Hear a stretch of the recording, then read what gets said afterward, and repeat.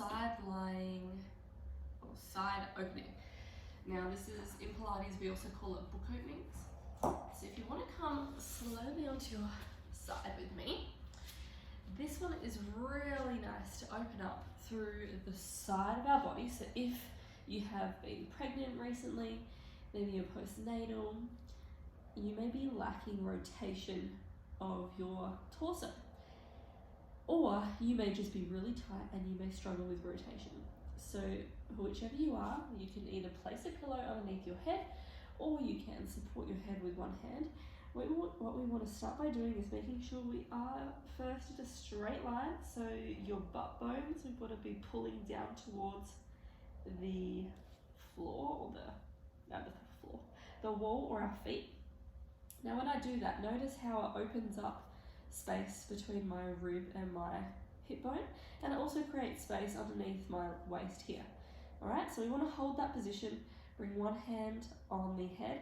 Now by having our hand on our head, it just stops our shoulder from rolling forward, so it means that we're actually getting the range correctly. Okay, so from here, what we want to do is just maintain this position with our waist. Keeping your legs in 90 degrees. Take a nice, big, deep umbrella inhale. So we're going to be inhaling into the front, back and sides.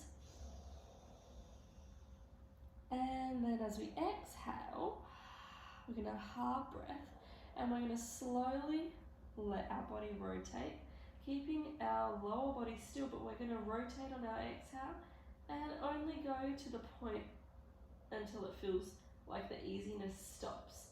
Now when you get to the point where the easiness stops, you just want to hold there, and we want to aim to breathe into the side and back where we're almost being twisted through the midline.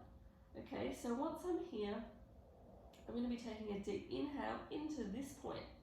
Okay, relaxing the head and the hands.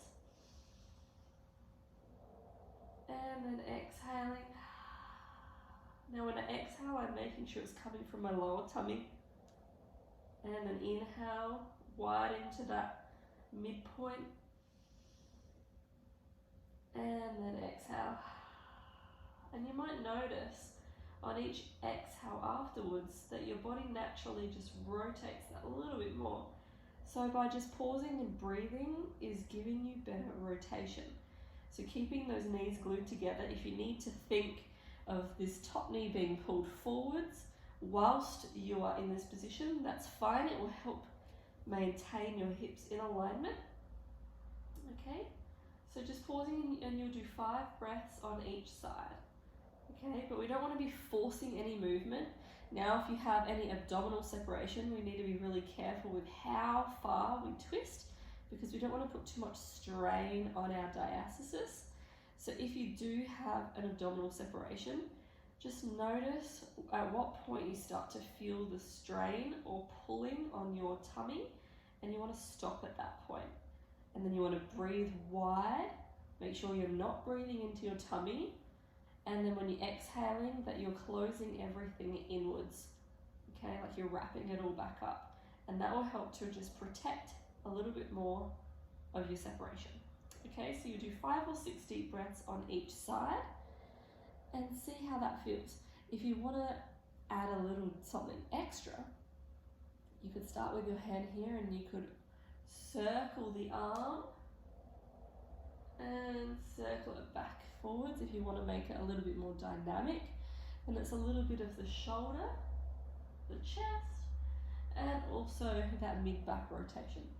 So you do have a few options here according to what